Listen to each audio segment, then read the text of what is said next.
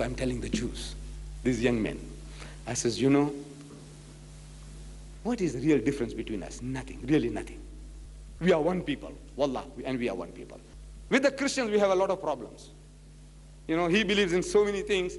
At every step now we are having a confrontation with the Christian, not with the Jew.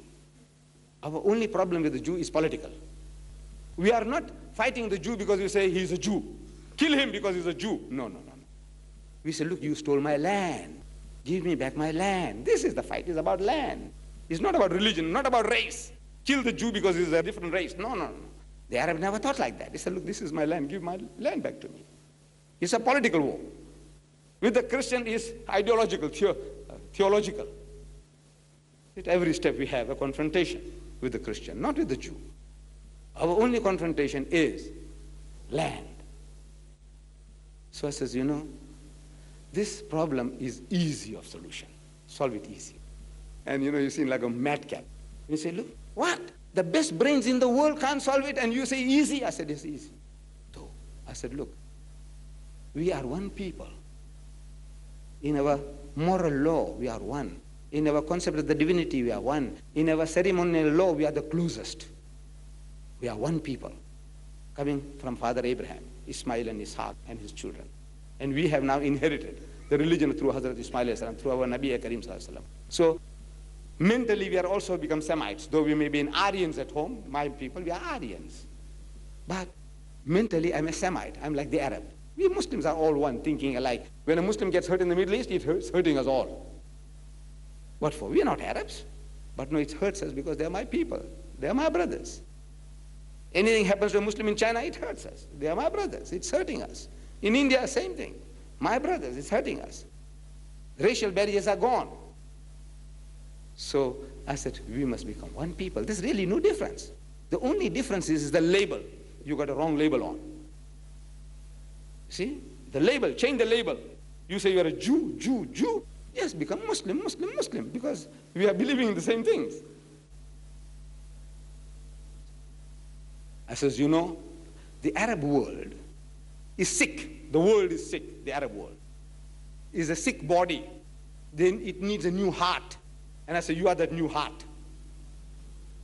But we know from Chris Barnard's experience here in the Khrutzkir that when they put a new heart into an old body, the body is fighting against the heart because it knows the way Allah Bari Ta'ala has made it that this is the foreign thing in the body, different cellular construction.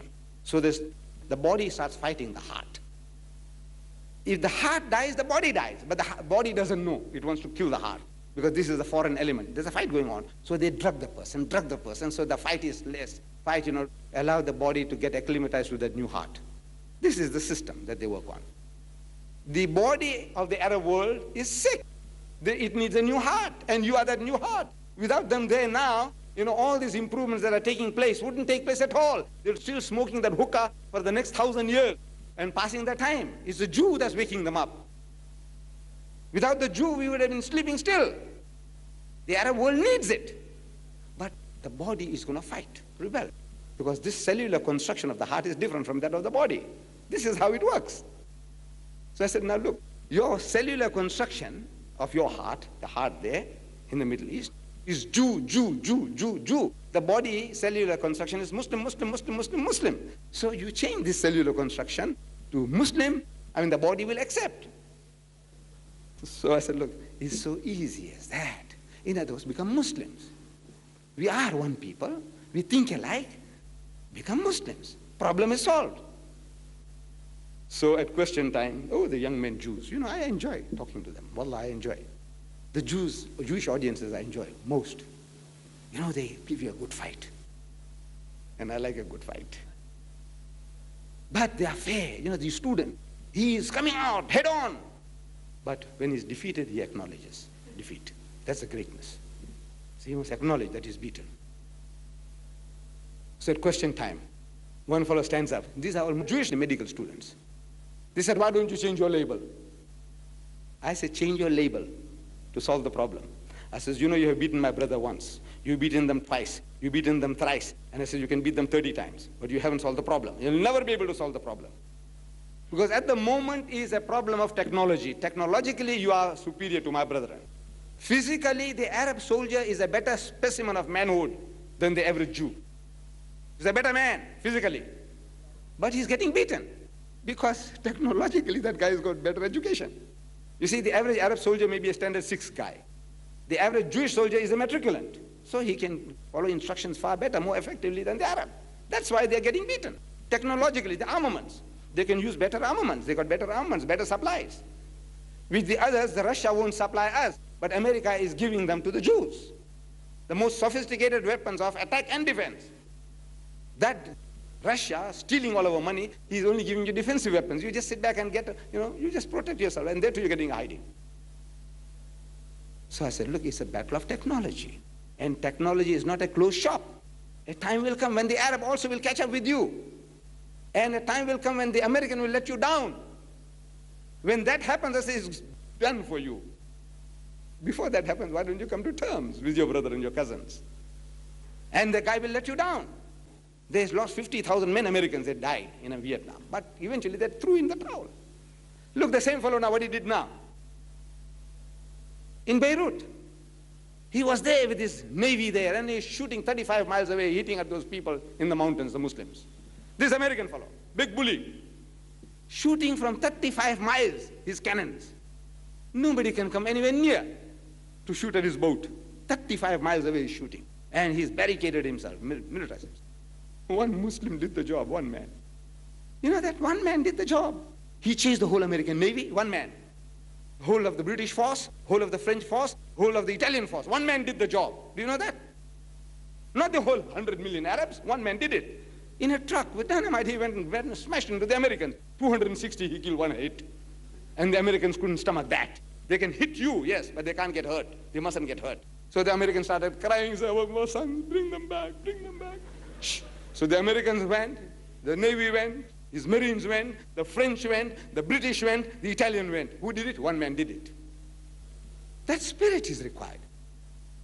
If you are prepared to pay for what you want, there is nothing on earth which you can't get. So I said, look, let's come to terms. You beat my brothers 3 times. You beat them 30 times, but you haven't solved the problem. They can afford to keep on coming back 100 times. But if you lose once, I say it's done for you. Only once. You have to lose only once. And you are wiped out for good. Why wait for that? Why don't you come to terms? Shh, change your label. Change your label. So this questioner says, why don't you change your label? I said, I'm a young man. I like that, you see. He's coming for a fight. So I said, look, I don't mind. I don't mind changing my label. But I said, when I want to change my label, you're going to put hurdles in my way. You will tell me what to do. Like you did to that Afrikaner. He wanted to marry a Jewish girl, an Afrikaner. So they said, you must learn Hebrew. So he learned Hebrew. And you must learn all the laws of the Talmud and the Mishnah and the Torah. Shh, he mastered all that.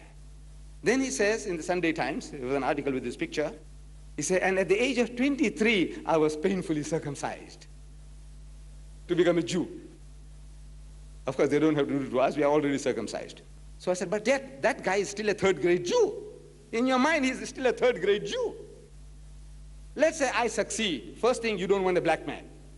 The white man, willy-nilly, because your daughter is running away, you want to convert him. All right. But me, you don't want really. You don't want me. But suppose I succeed in going through all the hurdles, and you convert me to become a Jew. I said, what have you achieved? I said, how many are you in the world today? So somebody said, we are about 12 million then. They are about 15 million now. 12 million. I said, all right. So if we become 12 million in one, me also become a Jew. It's 12 million in one. But I said, if you change your label, we are 700 million then. We are 1,000 million now.